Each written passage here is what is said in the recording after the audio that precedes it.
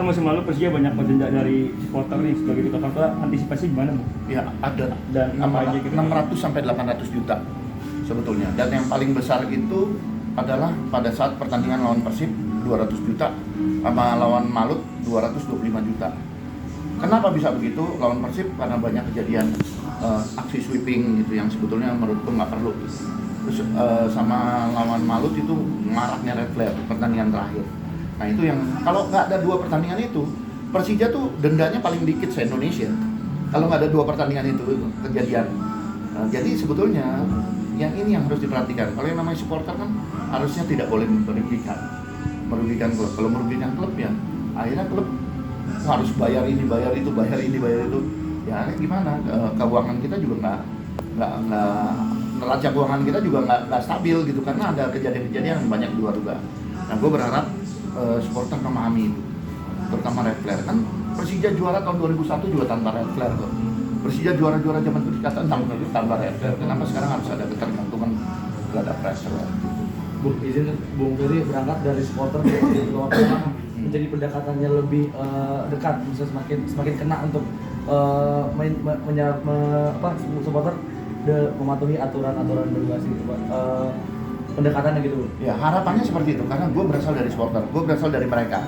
Gue banyak tahu mengenai mereka dan gue banyak tahu juga perasaan gue sendiri. Ketika gue menerima ini aja, gue juga punya tantangan buat gue. Karena apa? Banyak sekali regulasi yang sebetulnya bagi gue kok nggak asik gitu ya. Tapi ya gimana gitu kan? Katanya demi Persija apapun melakukan. Akhirnya itu yang gue coba hadapin. Yang ini bagi gue jadi suatu tantangan. Kalau memang kita demi Persija ya gue harus melakukan hal kayak gini. Kelihatannya memang Persija butuh gua mungkin untuk menangani hal-hal yang kayak gini. Jadi itu tadi gue berharap kedepannya kita bisa komunikasi lebih lancar. Bung, tadi kan disinggung juga ada masalah komunikasi ini. Suara-suara dari Jackmania yang kita sampaikan puluhan kali itu. Kira-kira untuk menyambung itu langkah konkret apa yang akan dilakukan? Gua membuka diri untuk mereka ngadain pertemuan dimanapun. Jadi ketika bilang, Bung ini Jackmania Banten pengen ketemu, tapi pengennya di Pandeglang. Ayo gue kesana, nggak ada masalah.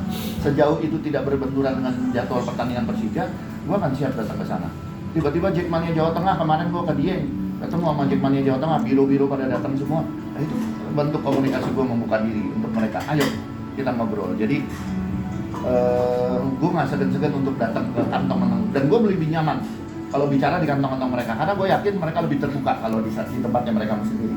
Bung, Persija akan terusir dari JIS kan ada konser sebagai ketua panpel, mungkin bisa jelaskan ke kita gimana Bung? Ya karena kan gini, supaya nggak salah paham, JIS udah melakukan kerjasama dengan salah satu band Korea itu sebelum Persija melakukan MOU.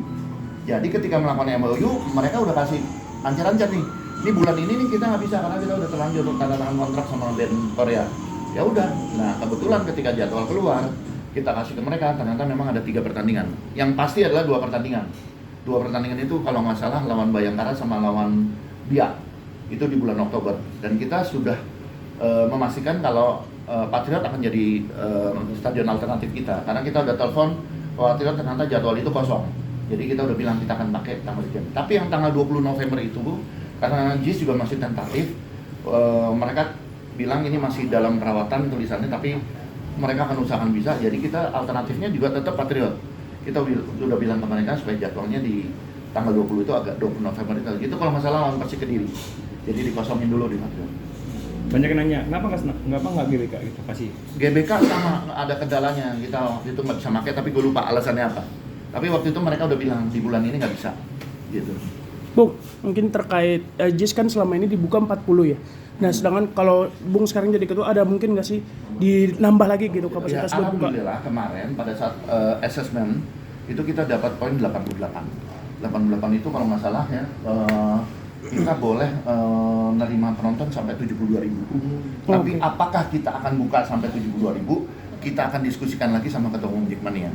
Karena dia yang tahu masanya gimana. Kan nggak mungkin kalau pertandingan lawan tim yang payah kita buka 3 tier gitu, kayaknya sulit lah. Terus kedua, selama ini tiket hari ini aja nih, itu yang tier 1 udah habis, dari kemarin udah habis. Nah tier 2 ini agak seret, karena mereka rata-rata malas kalau ke tier 2 naiknya jauh gitu. Tapi kan kalau pertandingan penting mereka pasti bela-belain. Jadi ini yang harus kita diskusikan lagi sama ketua umum Jackmania. Berarti opsi itu selalu terbuka ya? Opsi itu akan selalu terbuka karena kita udah boleh nih buka tier 3 gitu. Mereka udah ngeluh kan lawan Persib di JIS aja gitu. Karena JIS bisa tier 3 ya kita lihat bagaimana. Terutama adalah soal ketertiban penonton. Kalau ternyata masih banyak yang mencoba turun gitu ya. Karena ini juga dari polisi juga udah wanti-wanti.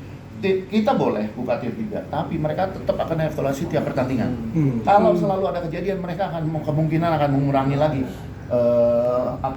izin untuk tier 3. Mereka akan tinjau ulang lagi. Gitu. Oke.